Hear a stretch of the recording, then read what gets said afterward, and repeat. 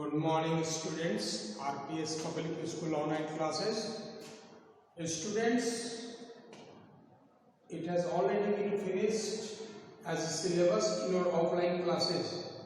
ये आपको offline classes में ये पढ़ाई हो चुकी है. ऑनलाइन क्लासेस में it's a kind for revision के लिए आपको फिर से मैं ये कुछ बता रहा हूँ. इसमें ये the fabulous fabled silk road ये कविता है, पोएम है, और उसी से कंसर्निंग मैंने कुछ क्वेश्चंस को कलेक्शन किया है जिसको आप लोग अपने नोटबुक में उतार लेंगे उसको, ठीक है, और उसको लर्न भी करेंगे. तो सबसे पहले हम आते हैं अब इस चैप्टर पे, the fabulous fabled silk road. ये आखिर है क्या, इसके बारे में. सिल्क रोड का आपने नाम सुना होगा, जैसा मैंने क्लास में बताया था. आज से 2000 वर्ष पहले तक क्या मतलब उस समय से ही सिल्क रोड का यूज होता रहा है. सिल्क रोड जो है इसीलिए कि यहां से व्यापार होता था. ये फेमस क्यों था? फैबुलस मतलब बहुत ही शानदार, फेमस, फेबल्ड सिल्क रोड. और फेबुलस हो गया, वेरी गुड, बहुत अच्छा. फेबल्ड एकदम बहुत ही शानदार जो सिल्क रोड था. आखिर वो है क्यों सिल्क रोड को शानदार और एक बहुत ही अच्छा माना गया? क्योंकि ये व्यापार के लिए बहुत ही फेमस रहा है. स्पेशली चाइना के तरफ यूरोप और एशिया को मिलाने का काम ये सिल्क रोड करता रहा है. तो जाहिर सी बात है, बहुत सारे जो ट्रेडर्स थे, व्यापारी थे, वो इसी रास्ते से अपना व्यापार करते थे.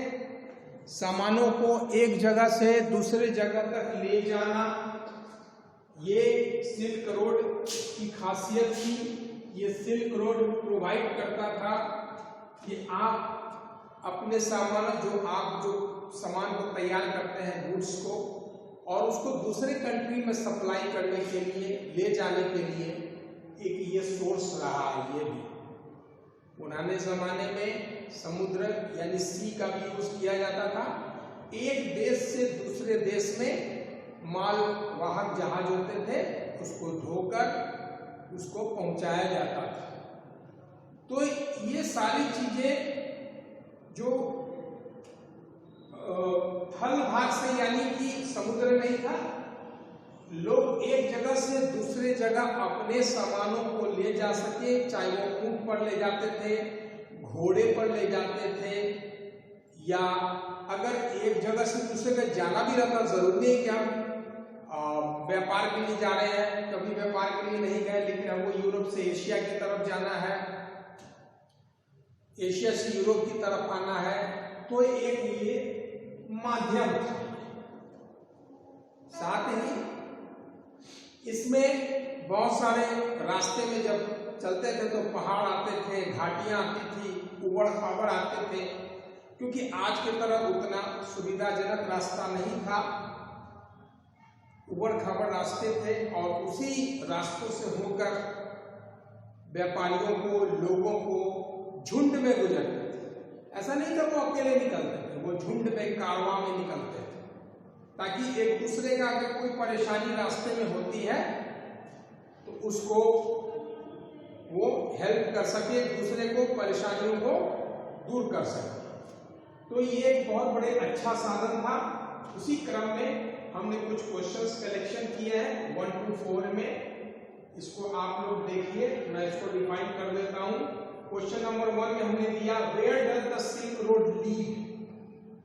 ये सिल्क रोड जाता कहां से कहां तक इस सिल्क रोड का जाना होता, यानी रास्ते बने हुए थे कहां से कहां तक में. आखिर कोई भी रास्ता बनता है तो एक कहां से चला और कहां पर उसका खत्म होता है, ये तो हमको जानकारी में रहनी चाहिए. तो सिल्क रोड जो है वो leads in the entire Eurasia from Europe to Asia. यानी ये सिल्क रोड कहां से कहां तक जाता था? यूरेशिया, यानी यूरेशिया को शॉर्ट में यूरोप और एशिया को शॉर्ट में हम यूरेशिया करते हैं, ठीक है ना। तो ये सिल्क रोड कहां से कहां तक जाता था? यूरोप से एशिया तक। तो इतना बड़ा लेंथ था, इतनी इसकी लंबाई थी, जो यूरोप से एशिया तक को कवर करता था। ये अपने आप में एक बहुत ही अनूठा और नायाब था। क्वेश्चन नंबर 2 में आइए, क्या कहता है? क्वेश्चन नंबर 2 में कहता है what kind of landscape does the silk road cover. अब सिल्क रोड जो गया हुआ था, तो लैंडस्केप किसका होता है? भू आकृति, यानी पृथ्वी के किस किस आकृतियों से होकर, आकृति का मतलब क्या हो? शेप से, पहाड़, पठार, मैदान, ये सब किस एरिया से होकर ये क्रॉस करता था, कवर किस किस एरिया को कवर करता था? तो भाई area the silk road passes through many cities and towns over mountains and deserts. Silk road जो पास किया हुआ था, सिल्क रोड जो बनाया गया था, वह कई शहरों और टाउन से, सिटीज बड़े शहरों को कहते हैं, टाउन छोटे शहरों को कहते हैं, उससे होता था सिटी से टाउन्स में जाने के लिए, फिर माउंटेन्स और डेजर्ट्स का से होते हुए जाना होता, यानी रास्ते में पर्वतें पड़ती थी, घाटियां आती थी, बहुत सारी घाटियां, पर्वत घाटियां, और रेगिस्तान भी आते थे, और इन सभी से होकर लोगों को गुजरना पड़ता था, क्योंकि आज की तरह उतना आधुनिक युग नहीं था कि रोड ट्रांसपोर्टेशन इतना हाई कैटेगरीज का हो, नेशनल हाईवे हो। अब आते हैं क्वेश्चन नंबर 3 में, how long have people been using the silk road. Silk road का कितने सालों से उपयोग करते रहे हैं लोग? The people have been using the silk road for more than 2000 years. 2000 वर्षों से इसका इस्तेमाल करते रहे सिल्क रोड। अब आप इमेजिन कीजिए कि सिल्क रोड कितना पुराना रहा होगा, जिसको लोगों ने इस्तेमाल करता रहा है, और आज के डेट में भी उसका एग्जिस्टेंस है। अब क्वेश्चन नंबर 4 में आते हैं।